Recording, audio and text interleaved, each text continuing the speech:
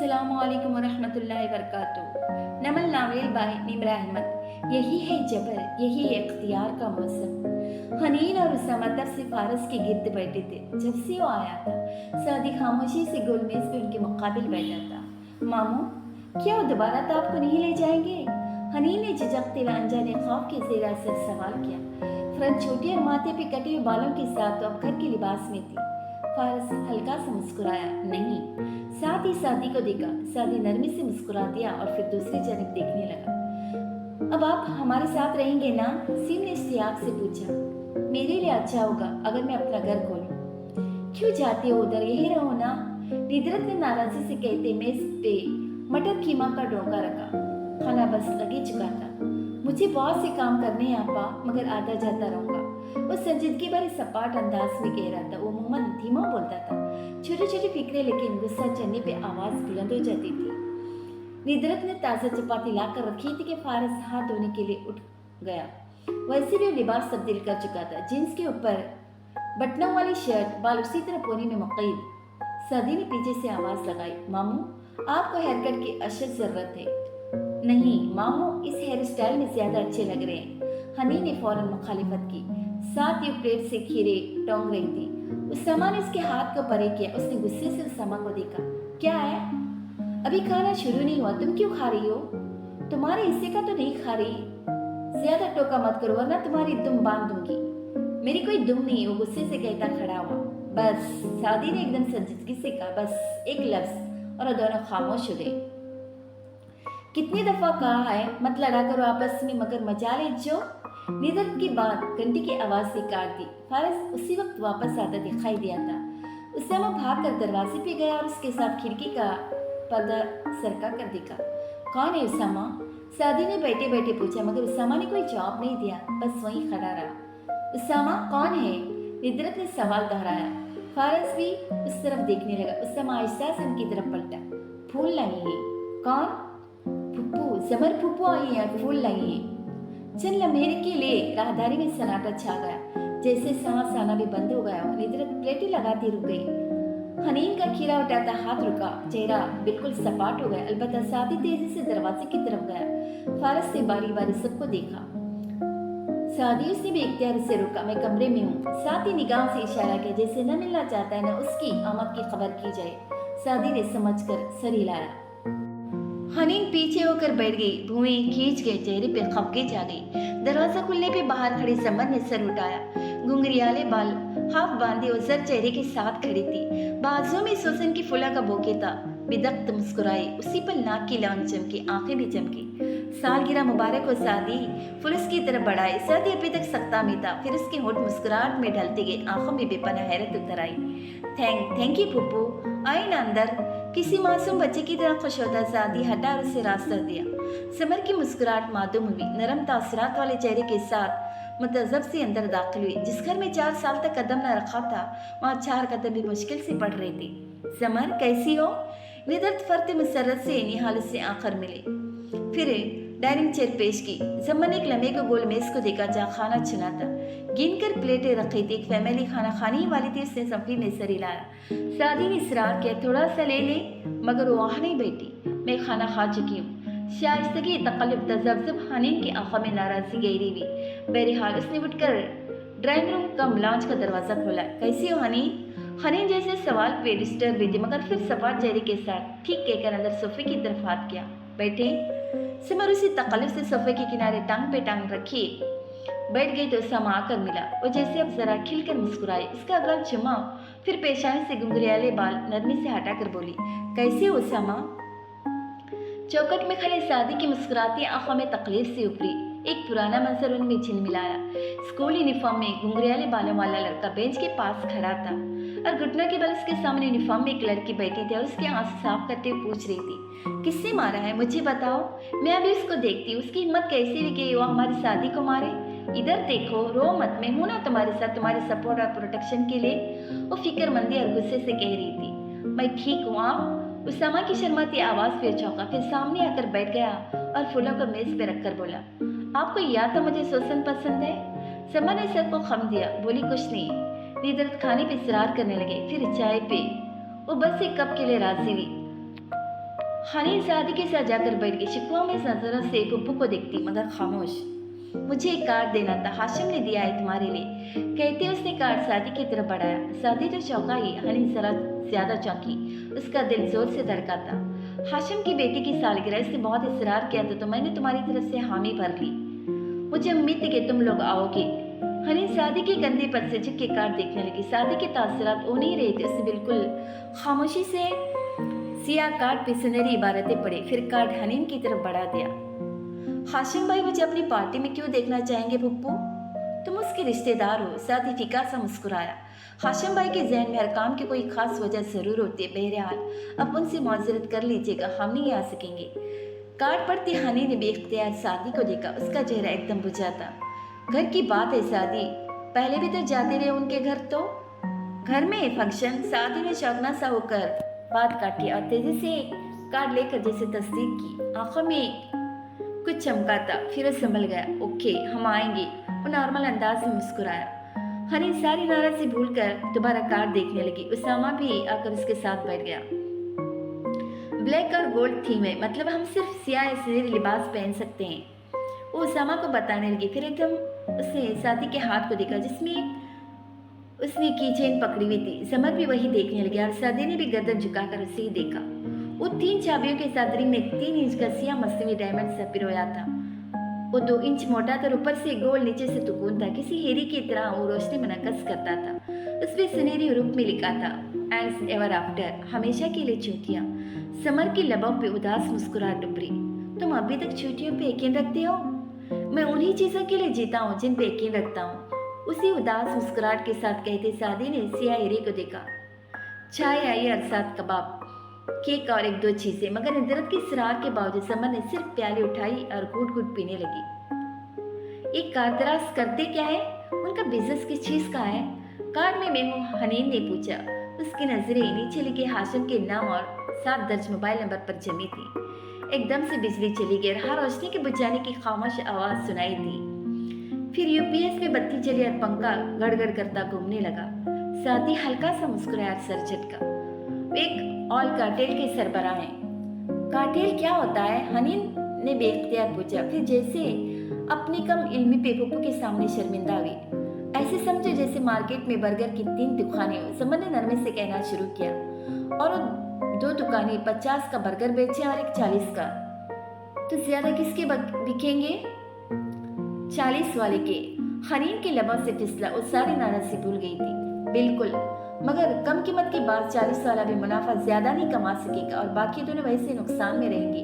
सो ये तीनों यूँ करेंगे कि मिलकर एक ग्रुप में एक कार्टेल बना लेंगे और ये तय कर लेंगे कि तीनों दुकानें एक ही कीमत पे बर्गर बेचेंगी। इन तीनों को कारोबार मिलेगा और तीनों जब चाहे कीमत इकट्ठी बढ़ा दें। लोगों के पास कोई दूसरा ऑप्शन नहीं होगा तो महंगा खरीदने पर भी मजबूर हो जाएंगे। सादी ने मुस्कुराते हुए इजाफा किया। और हाशिम भाई यही करते हैं। वो मुल्क की तमाम ऑयल कंपनीज के कार्टेल को लीड करते हैं और ये तेल से बिजली बनाकर हुकूमत को बेचते हैं और उनका जब दिल करता है बिजली की कीमत बढ़ा देते हैं और फिर ये होता है। उसने अब्रों से पंखे की तरफ इशारा किया जो यूपीएस पे चल रहा था। समर ने गहरी सांस अंदर को खींची। मेरा नहीं ख्याल कि एनर्जी क्राइसिस की वजह ऑयल कंपनीज से, ये थर्कोल प्रोजेक्ट के साइंसदानों और ऑयल कंपनीज के मगरूर और अमीर एग्जीक्यूटिव की जंग नहीं है पुप्पू, एक कोयले और तेल की जंग है। मुझे यकीन है हाशिम पार्टी में सुनहरी रंग पहनेगा। एक बच्चे की सालगिरह को ब्लैक और गोल्ड कांच देकर उन लोग सिर्फ दुनिया को अपने मजबूत एहजाब दिखाना चाहते हैं। सिया और सुनहरे यानी कोयला और तेल। वो नरमी से ठहर कर बोल रहा था। एनीवेज अब मैं चलती हूँ। उसने जैसे किसी बात में दिलचस्पी नहीं ली, बस उठने की तैयारी करने लगी। हनी ने कार्ड छोड़ दिया था। चेहरा फिर से बुझ गया, साथ ही चुप हो गया। उसे लगा जैसे उसकी साफ गोई ने उसे नाराज कर दिया था। कुछ देर तो बैठो, नीरज इसरार करने लगे, मगर उसका कहना था कि अगले हफ्ते तफसील से पार्टी पे साथ बैठेंगे। सादी से दरवाजे तक छोड़ने गया। वापस आया तो हनी अकेली लाउंज में बैठी थी। 4 साल बाद आई और 40 मिनट भी नहीं बैठ सकी। वो बड़बड़ाई, ऐसे नहीं सोचते हनी, वो जैसे हर्ट हुआ था। मगर मैं ऐसे ही सोचती हूँ भाई, आपका दिल बहुत बड़ा है, आप भूल सकते हैं। मगर मुझे याद है पुप्पू ने हमें तब छोड़ा जब हमें उनकी ज़रूरत थी। हमारे मामू बेगुनाह थे मगर पुप्पू ने उनको गुनहगार माना और इसलिए आप भी ज़ेर एहताब आई, मगर ये लड़ाई तो आपकी मामू और पुप्पू की थी, मैंने तो कुछ नहीं किया, मेरा क्या कसूर था, मुझे क्यों छोड़ा? बोलते बोलते उसकी आंखों में आंसू आ गए। सादी का दिल बेहद दुखा। उन्होंने बहुत कुछ लॉस किया उस सब में, उनकी सेहत, उनकी शादी, उनकी जिंदगी सब खत्म हो गया। तो क्या मैंने कुछ लॉस नहीं किया? मैंने पुप्पू को लॉस किया है भाई।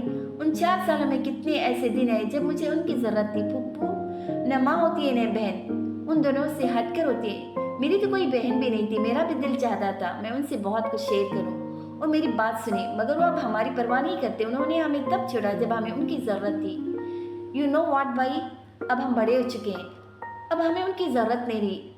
मैं वो हनी नहीं हूँ जो उनके जाने के बाद देर तक खिड़की से उनकी राह तकती थी कि शायद कुछ भूल गई हो तो वापस आए।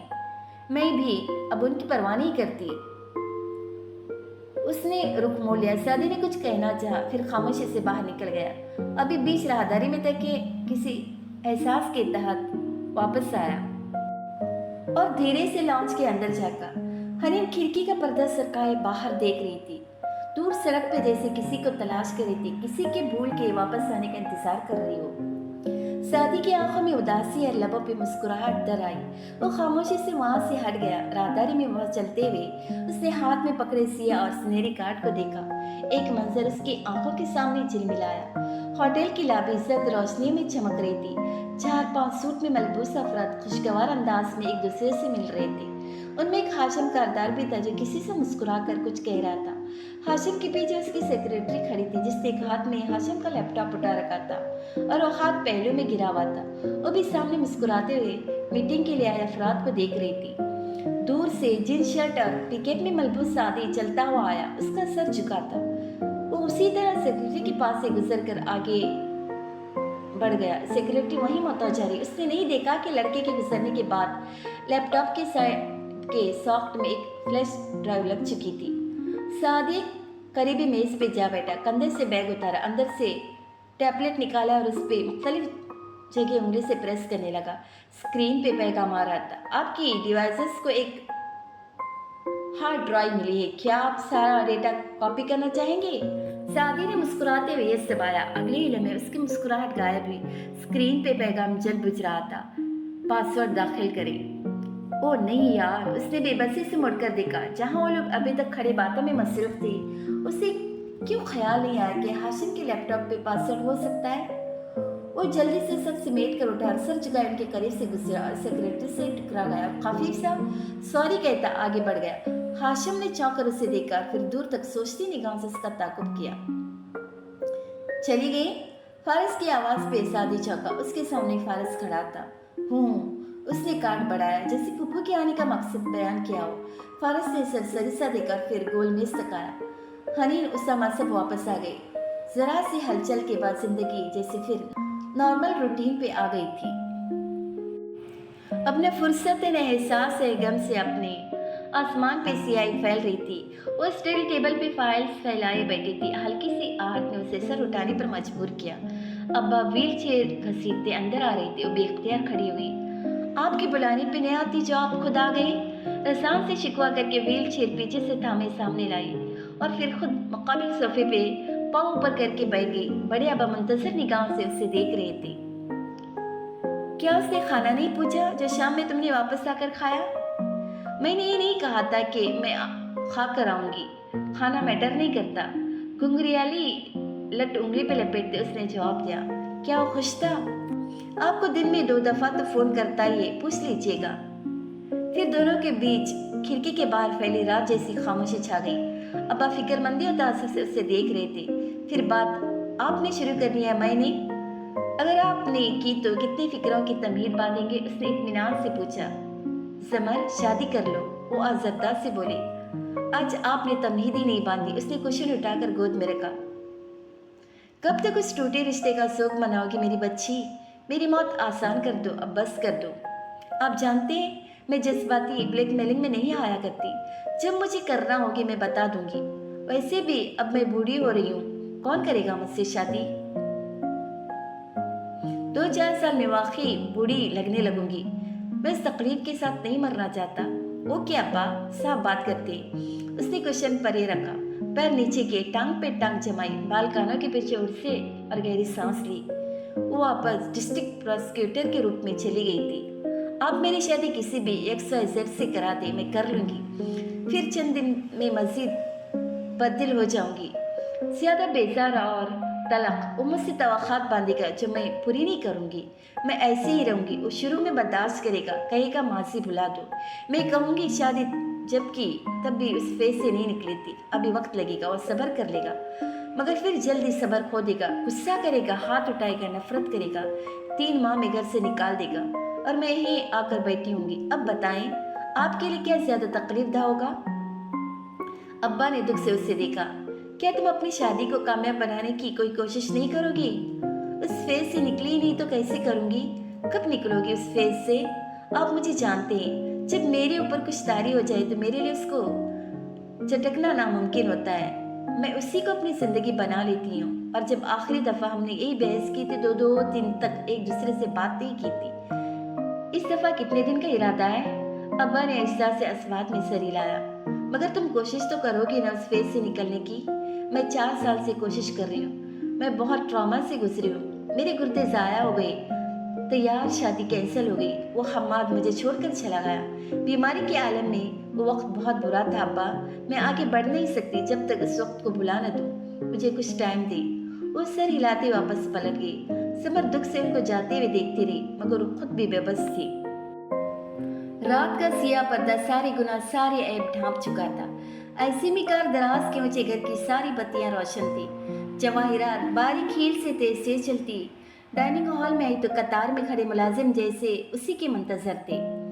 फियोना ने आंख से एक सर झुकाई खड़ी फलपाइना मुलाजिमा की तरफ इशारा किया। जवाहिरात मुस्कुराती हुई इसके करीब गई तो उस फलपाइनी मेरी एनजीओ ने सर उठाया, फिर निदामत से सर झुका लिया। क्या तुम उस ज्वेलरी से मेरा नेकलेस ले आई हो? इसको तुमने वो बेचा था? सर्द सी मुस्कुराहट के साथ उसने पूछा। मैरी ने सिर्फ मतौरम आंखें उठाई। यस मैम, और डिब्बा आगे किया, फिर खोला। जवाहिरात ने 2 उंगलियों पे वो नेकलेस उठाकर देखा। हीरो का नाजुक नेकलेस वैसा ही था।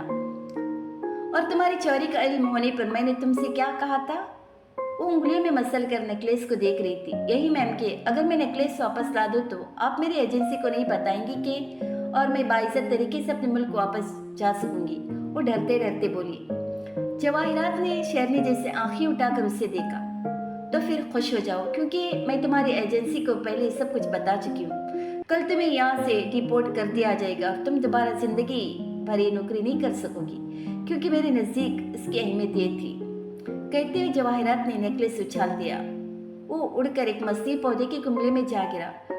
वफादारी से बढ़कर किसी चीज़ की अहमियत नहीं होती मेरी, अब तुम जा सकती हो। उसने तमकुनत से फियोना को इशारा किया, जो शौक और सदमे से शोहर मेरी को वहाँ से ले जाने लगी।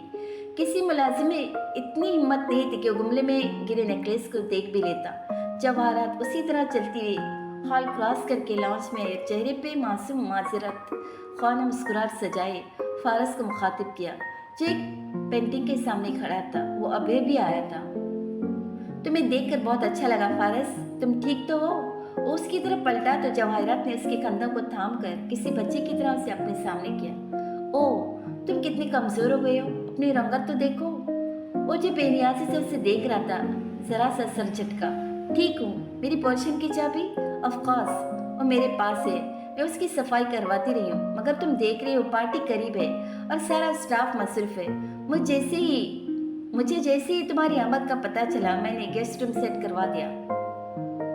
आंटी, मैं अपने घर में जाना चाहता हूँ, उसने जैसे बेजारी को जाहिर न करते हुए कहा। जवाहिरात मुस्कुराकर उसको बाजू से थामे आगे बढ़ने लगी। वो खामोशी से साथ चलता आया। क्या तुम मुझे सिर्फ एक हफ्ते के लिए अपनी मेहमानदारी का हक भी नहीं दोगे? तुम जानते हो, तुम्हारी रिहाई के लिए मैंने और हाशिम ने बहुत कोशिश की, मगर मेरी जान, हम क्या करते? ये अदालती निज़ाम बहुत खराब है। आई होप तुम हमसे खफा नहीं होगी। नहीं, ऐसी बात नहीं है। वो रवादारी में आकर रुका। जवाहिरात ने मुस्कुराते हुए फियोना को इशारा किया। उसने फौरन दरवाज़ा खोला। अंदर सजा सजाया कमरा तैयार था। पार्टी के बाद तुम्हारा पोर्शन तैयार करवा दूंगी, अब तुम आराम करो। मुस्कुराकर कहती वो वहीं खड़ी रही। फारस खामोशी से अंदर चला गया। वो शायद खुद भी अपने घर से बचना चाहता था। दरवाज़ा बंद कर दिया। जवाहरात की मुस्कुराहट सिमटी, आंखों में इज़्तिराब उभरा और कड़हन। वो पलटी तो बैरी ने दरवाजे से हाशम आ रहा था। पीछे एक सूट में मलबूस मुलाजिम ब्रीफ केस उठाए हुए था। जवाहरात ताजगी से मुस्कुराकर तेजी से उस तक आई। हाशिम ने दरवाजा बंद कर होने से कबल फारस को देख लिया था। तभी तासरात बरहम हुए। माँ के करीब आकर दबी दबी से आवाज में गुर्राया, ये यहाँ क्या कर रहा है? मुझे इसे पार्टी में देखना और तब तक उसे यहाँ रोक कर रखने का इससे बेहतर कोई तरीका नहीं है। फिर मुस्कुराकर हाशिम का शाना थपका, और मुझे इसके यहाँ होने से कोई डर नहीं, क्योंकि मैं जानती हूँ हाशिम संभालेगा। मगर हाशिम को तसल्ली नहीं हुई। वो मुस्कुरा भी न सका। बाबा, सीढ़ियाँ भागकर उतरती फ्रॉक में मलबूस छोटी सी बच्ची इधर आ रही थी। कोट के बटन खोलता हाशिम बेख्तियार मुड़ा। आंखों में बेपनाह प्यार उमड़ आया तो वो झुका, दौड़ती बच्ची को उठा लिया। बाबा की जान, कब आई हो? बारी बारी इसके गाल चुमता वो पूछ रहा था। जवाहरात ने मुस्कुरा कर दोनों को देखा और आगे बढ़ गई। तलखिए का मौधन कब से अजाब जान है। रात जरा गहरी हुई तो छोटी सी मार्केट की दुकानें बंद होने लगी। अब फिकर चंद बत्तियां रोशन थी। दूर एक दरख्त की ओट पे छोटी सी गाड़ी खड़ी थी। डैशबोर्ड पे खाकी फूला वाली लिफाफा रखा था। ड्राइविंग सीट पे बैठे सादी ने कलाई पे बंदी घड़ी देखी और फिर पीछे देखा। इर्द गिर्द कोई नहीं था। तभी उसका मोबाइल बजा। उसने उसे सामने किया तो नीली रोशनी चेहरे पर पड़ने लगी। ब्लॉक नंबर का लिंक लिखा रहा था। सादी ने उठाकर एहतियात से हेलो कहा, फिर दूसरी जानिब से आवाज सुनकर जैसे एहसाब ढीले पड़े। जी बॉस, कैसी रही कॉन्फ्रेंस? तुमने एक बहुत अच्छी चीज मिस की है। इससे ज्यादा अहम कुछ नहीं होना चाहिए था तुम्हारे लिए। फोन में से हल्की से निस्वानी आवाज सुनाई दे रही थी। सादी का चेहरा तारीखी में नीम वाजिया था। उसने जख्मी सा मुस्कुराते फिर पीछे देखा। कुछ बहुत अहम था यहाँ। खैर, कॉन्फ्रेंस का सुनाई।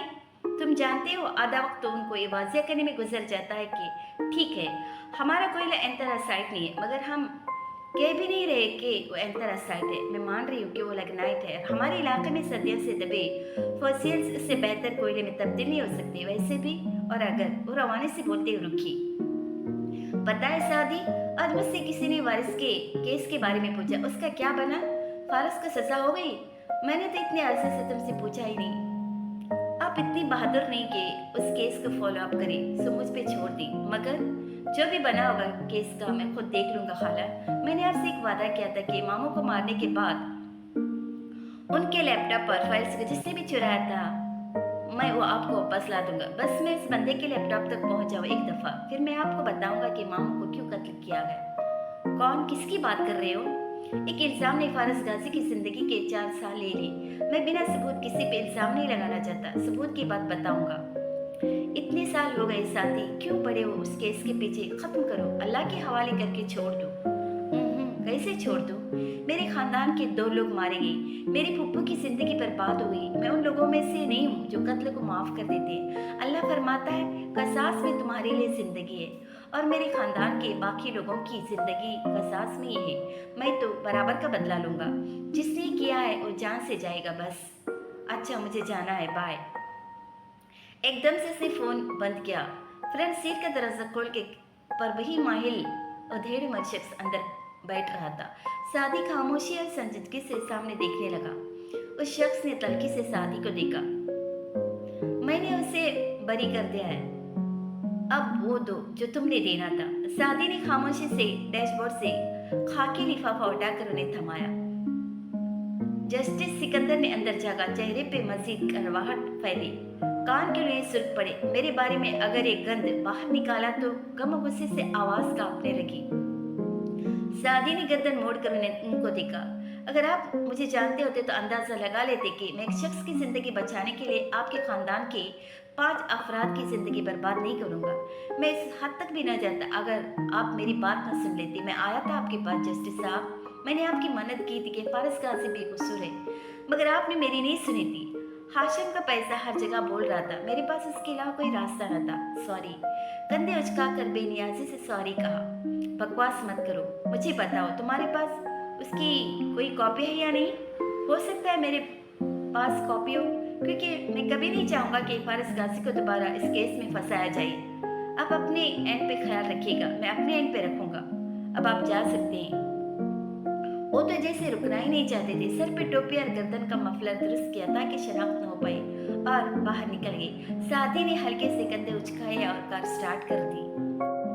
कसरे कारदार पे रात की तारीखें सिया बादलों की तरह उतरी हुई थी, जो गहरे पुरस्रार राजा से लदे हुए, ऐसे जैसे बस अभी बरसने को तैयार हो और न बरसे तभी उनकी खौफनाक गरज दूर दूर तक सुनाई देती हो। ऐसे में फारस गाजी सब्ज़ार पे अपने एनेक्सी के सामने खड़ा था। ये जगह हाशम के कमरे की अकबी बालकोनी से साफ दिखाई देती थी। तो मंजिला एनेक्सी जो बिल्कुल खामोश वीरान सी खड़ी थी, बाहर से हर साल पेंट होती थी, खुशनुमा और नई सी लगती थी, मगर अंदर से बंजर हो चुकी होगी वो जानता था। चाबी उसके पास नहीं थी, उसे जरूरत भी नहीं थी। वो कदम कदम जलता बरामदे में आया, दाखिली दरवाजे पे रुका, मुड़कर एक नजर खामोश और अंधेर सब्ज़ार पे डाली। कारदाज उस वक्त घर पे न थी और जो थे वो सो रहे थे। वो वापस घुमा और झुककर पंजों के बल जमीन पे बैठा। जेब से हाथ बाहर निकाला तो उसमें पतली सी तार थी। उसे तार लॉक के अंदर डाली और उसे मुख्तलिफ जायों पे घुमाता रहा। 1 2 3 4 5 6 क्लिक आवाज सी आई और लॉक खुल गया। वो तार जेब में डालकर उठा, दरवाजा खोला। एनेक्सी अंधेर पड़ी थी। फारस अंदर आया। उसने कोई बत्ती नहीं जलाई। कदम कदम चलता आगे आता गया। दर दीवार मेले से लगते थे, वैरान और मकड़ी के जालों से पुर। सोफों पे चादरें पड़ी थी, फिजा में गिर्द की दबेज तहती। वो अंधेर में वहीं खड़ा रहा, यूं ही गर्दन मोड़कर वैरान नजरों से बैरूनी बरामदे को देखने लगा, जो खुले दरवाजे के पास नजर आ रहा था।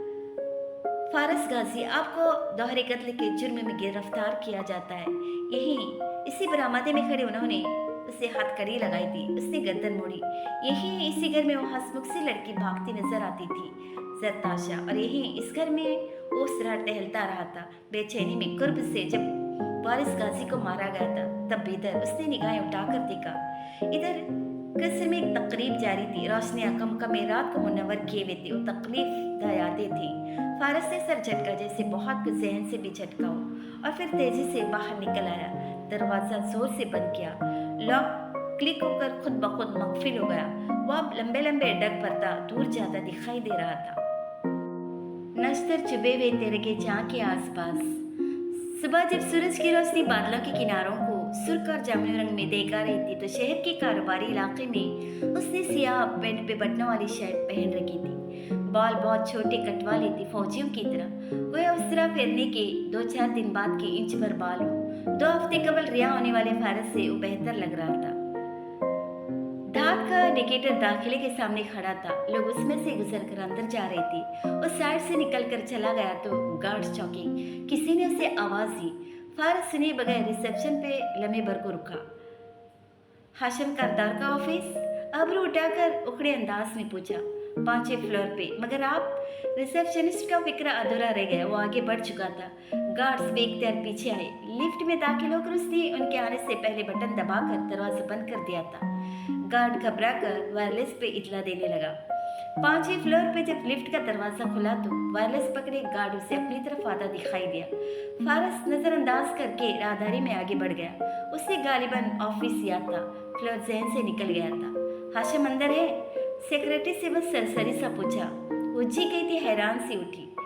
गार्ड दौड़ता हुआ आ रहा था, उसे रुकने का इशारा कर रहा था। सर, मिस्टर कारदार मसरूफ है, आप अंदर नहीं जा सकते। वो दरवाजे की तरफ आया तो गार्ड सामने आ गया। सर, आप यूँ अंदर नहीं जा सकते, आपने नीचे सिक्योरिटी को। मेरे मुंह न लगो। तेवरी चढ़ाए फारस ने हाथ से इसके कंधे को पीछे धकेला और दरवाजा खोलकर अंदर दाखिल हो गया। गार्ड हवास बागता सा पीछे भागा। अंदर हाशिम अपने सीट पे टिक लगाकर बैठा सामने मौजूद अफराद से कुछ कह रहा था। उससे अचानक इफ्तार पे सर उठाकर देखा। फारस ने गार्ड तक नजरों ने सफर किया। उनको भेजो, मुझे बात करनी है।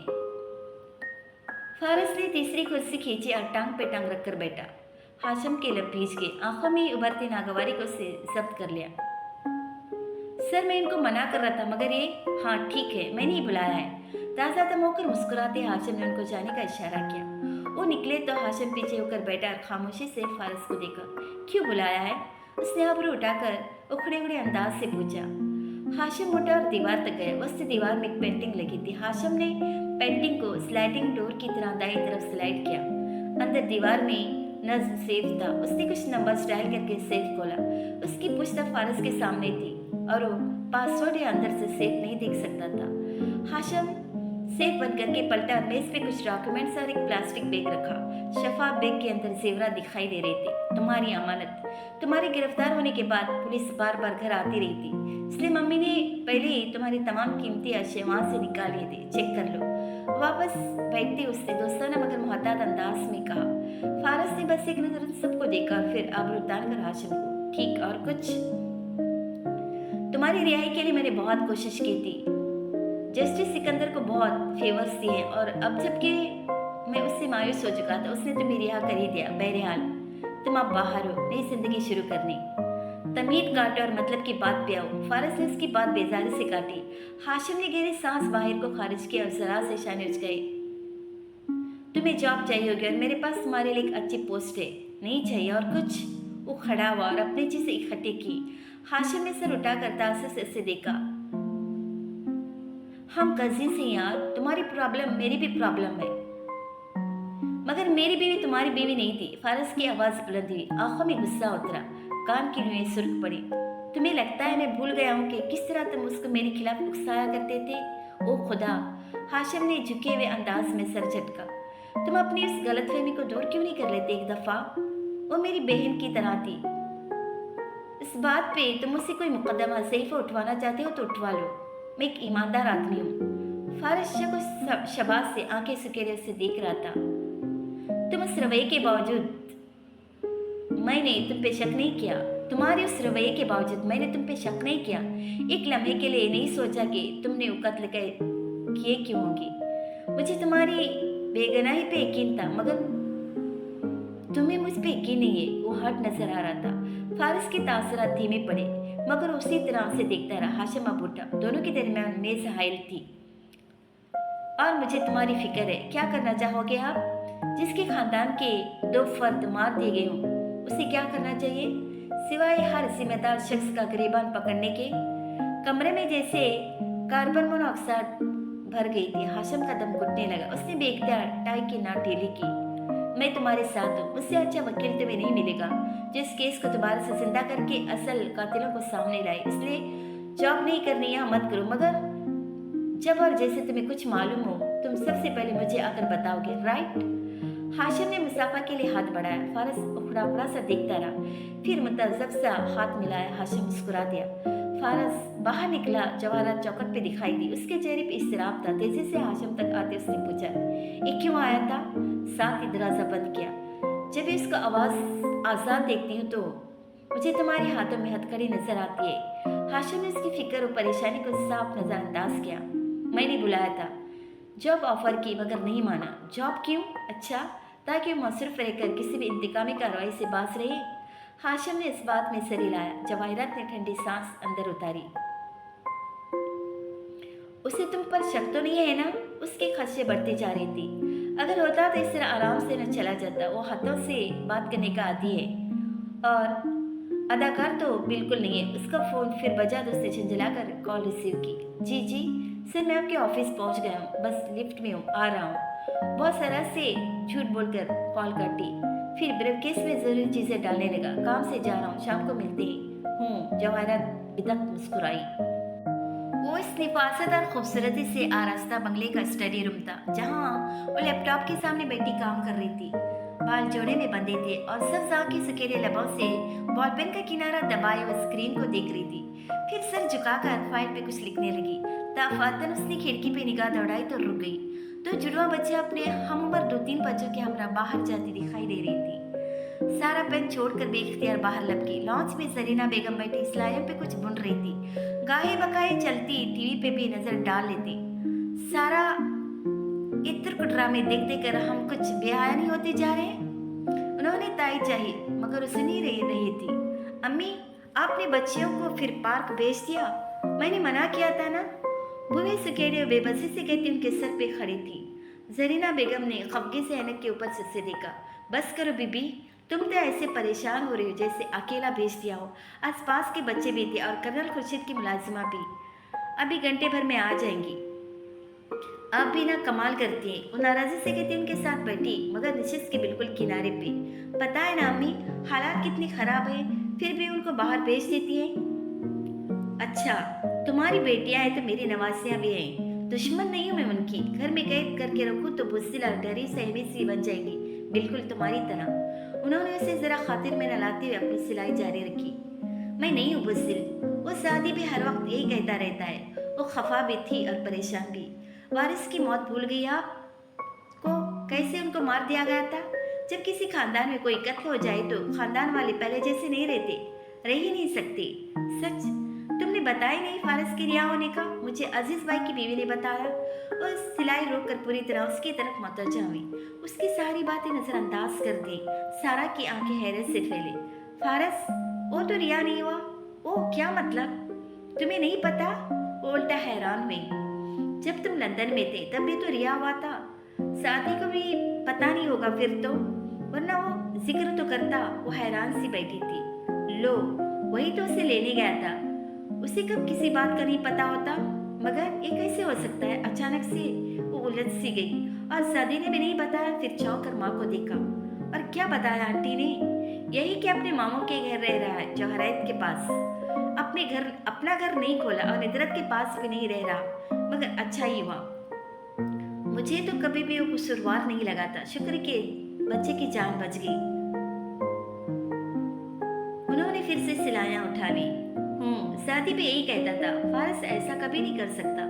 मगर एक हफ्ता हो गया और मुझे पता ही नहीं। वो अचंभे में थी। फिर बेख्तियार घड़ी देखी और फोन की तरफ बढ़ी। किसको करने लगी हो? कर्नल खुर्शीद की मैड का नंबर है मेरे पास। उसको कहती हूँ कि उन्हें जल्दी घर लाए। पूरे 15 मिनट हो गए। फिक्रमंदी से कहती है। वो कॉर्डलेस उठाकर नंबर डायल करने लगी। जरीना बेगम माथा छू कर बड़बड़ाई। सारा का कोई इलाज न था। रात जब उनके बंगले पे उतर आई तो दीवारों ने देखा। सारा अपने बेड पे लिहाफ ताने लेटी थी और उसके दाएं बाएं दो नन्ही प्यारी सी बच्चियां लेटी थी। एक छत होकर छत को तकी जा रही थी, दूसरी माँ के कानों पे फिसलती लठों पे उंगली फेर रही थी। अमल, नूर, मुझे आपसे एक बात करनी है। सारा ने छत को देखते हुए गुमसुम से अंदाज में बात का आगाज किया। क्या हुआ मामा? आप लोगों को शायद याद न हो, मगर आपके बाबा के एक भाई थे। रुखी हैं, गहरी सांस ली। कुछ वजह थी, वो यहाँ से चले गए थे। मतलब कि उनको जेल हो गई थी इसलिए। मगर फारस चाचू तो रिहा हो गए हैं ना? अमल एकदम बोली। सारा दंग रह गई। तुम्हें वो याद है? जी मामा। अमल ने उल्टा उसे हैरान होकर देखा। मैंने खुद सुना है, नानी बताई थी। फोन पे किसी को अब बाहर आ गए हैं। तब हम उनसे मिलने कब जाएंगे? नहीं अमल, उसके लहजे में सख्ती आ गई। हमने उनसे दूर रहना है। उनके साथ मसले हैं बहुत। उनके पीछे बुरे लोग लगे हैं। सो हम उनके करीब जाएंगे तो बुरे लोग हमारे पीछे भी लग जाएंगे। इसलिए अब हम उनसे ज्यादा करीब नहीं होंगे। नूर ने सर हिला दिया। वो माँ के बालों से मुसलसल खेल रही थी। मगर अमल ने उतनी समझदारी से पूछा। ओके मामा, लेकिन हम उनसे मिलने कब जाएंगे? सारा उसको देख कर रही। मैंने कहा ना, हम उनसे मिलने नहीं जाएंगे। बेशक वो बहुत अच्छे हैं, लेकिन उनके साथ रहने से हमें भी नुकसान पहुंच सकता है। इसलिए अब मैं तुम दोनों के मुंह से उनका जिक्र न सुनूं। ओके? दृष्टि से कहकर वो जरा फिक्रमंद सी अब लैंप बुझा रही थी। नूर ने बत्ती बुझते ही फौरन से आंखें बंद कर ली, मगर अमल की आंखें पूरी खुली थी।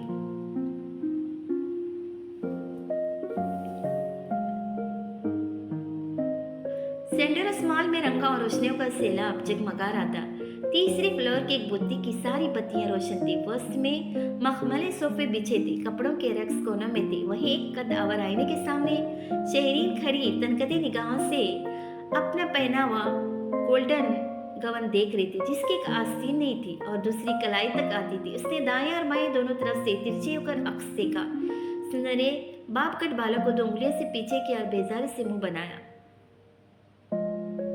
फॉल इतनी अच्छी नहीं जितनी मैंने कही थी। करीब खड़ी लड़की उसे जल्दी जल्दी वजाहत देने लगी, जिसे उसने गोया सुना ही नहीं।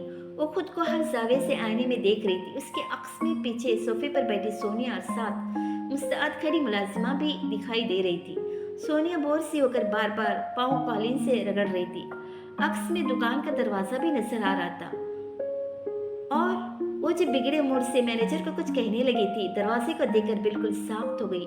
फिर उसने थूक निकला। चौखट पे सादी खड़ा था, जींस की जेबों में हाथ डाले उसे ही देख रहा था। शेरी ने मुड़कर सोफों की सिमत देखा। समीना, सोनिया को लेकर ऊपर फुट कोर्ट जाओ, मैं कुछ देर में आती हूँ। फिर मैनेजर से मुखातिब होकर बोली, मैं आपसे ज़रा ठहर कर बात करती हूँ। वो तो सर हिलाकर चली गई। अलबत्ता समीना ने बच्ची का हाथ पकड़ते हुए बस पेश की थी। मैम, ऊपर किस जगह? समीना उसने तेज नजरों से घूरा तो फौरन सोनिया की उंगली थामे बाहर निकल गई। शेरीन फिर से आईने में देखते हुए गौन का फॉल वाला गला उंगलियों से इधर उधर करने लगी। वो कदम कदम चलता उसके कंधे के पीछे आ खड़ा हुआ। तो आप गोल्डन पहन रही हैं? गुड, मैं ब्लैक पहन रहा हूँ। तुम यहाँ क्या कर रहे हो? वो मुड़े बगैर आईने में उसको देखते हुए तेजी से बोली। सादी ने मस्ती में हैरत से शाने उचकाए। एक मॉल और यहाँ लोग शॉपिंग करने आते हैं। मुझे घर से फॉलो कर रही थी या फोन से एड्रेस क्या है? क्या आप ये नहीं मान सकते कि हम इत्तेफाक से मिले, एक लम्हे के लिए भी नहीं? सादी ने जवाबन इस बात में सर हिलाया। ओके, आपके फोन से एड्रेस क्या है? शेर ने उसकी तरफ पलटी और संजीदगी से उसे देखा। हमें इस तरह एक साथ नहीं नजर आना चाहिए, इसीलिए आपने उनको भेज दिया। वो हाशिम को बता देगी, उसने गोया झड़क दिया। इतनी नाकाबिल एतबार मुलाजिमा, वो हैरान हुआ। वो नहीं सोनिया, मेरी बेटी, वो अपने बाप को हर बात बताती है, तलखी से कहकर वो कान में पहने सिया निगम वाले आवाज़ें उतारने लगी। आप इतना डरती हैं हाशिम भाई से? सादी शेरी ने दबे दबे गुस्से से उसे देखा। मैं उससे नहीं डरती, मगर वो सोनिया को मुझसे ले सकता है अगर मैं उसके खिलाफ गई। और यू नो व्हाट, तुम्हारे आने का मतलब है कि तुम्हें हाशिम के खिलाफ मेरी मदद चाहिए, और मैं ऐसा कुछ भी नहीं करने वाली। जब आपने मुझसे मदद मांगी थी तो मैंने भी क्या ऐसे ही मना किया था? वो बहुत संजीदा था। शेर एक सानिया को खामोश रह गई। वो और मसला था। उसकी आवाज़ धीमी पड़ी। साथ ही जवाब दे बिना उसको देखता रहा। वो भी उसे देखती रही। फिर सर झटका। क्या चाहिए? वो हल्का सा मुस्कुराया। अंदरूनी जेब से टैबलेट निकाल कर मेज पर के शहरीन की पर्स में डाल दिया। सब इतनी फुर्ती से किया कि उलझी सी खड़ी रह गई। मेरा टैब आप कल मुझे पार्टी में वापस कर देंगी, इतना सा काम। मगर तुम ये खुद भी लेकर जा सकते हो पार्टी में? वो हैरान हुई। सिक्योरिटी प्रोटोकॉल सख्त है, मोबाइल चलाने की इजाजत नहीं है, मगर आप तो फैमिली है ना। तुम क्या करना चाह रही हो? आप दूसरा काम करने की हामी भरी, मैं बता दूंगा। और क्या है वो दूसरा काम? उसने बहुत जब्त से सीने पे बाजू लपेटते हुए पूछा। मुझे हाशिम भाई के लैपटॉप का पासवर्ड चाहिए हर सूरत में। तुम उफ, उसका सबर जवाब देने लगा। तुम पार्टी में नहीं आओ सादी, तुम हम दोनों को मुश्किल में डालोगे। मैं एक हफ्ते से, जब से हाशिम भाई ने बिलखुसूस मेरे लिए कार्ड भिजवाया था, उस पार्टी की तैयारी कर रहा हूँ, और मैं आप पे एतबार कर रहा हूँ। आपको हाशिम भाई से अपने तमाम दुखों और अजियतों का बदला लेना है ना, तो फिर आपको मेरे साथ खड़े होना होगा, चाहे आप पसंद करें या ना करें। अब मुझे हाशिम भाई का पासवर्ड ला कर देंगी। उसने संजीदगी और मजबूती से एक एक लफ्ज अदा किया। शेरीन के तासुरात धीमे पड़े। उसने तजब्जब, उम्मीद और खदशात से भरी आंखों से सादी को देखा। तुम क्या करने जा रहे हो? वो उदासी से मुस्कुराया, एक जख्मी सी मुस्कुराहट जो उन्होंने हमसे चुराया था, मैं वापस चुराने जा रहा हूँ।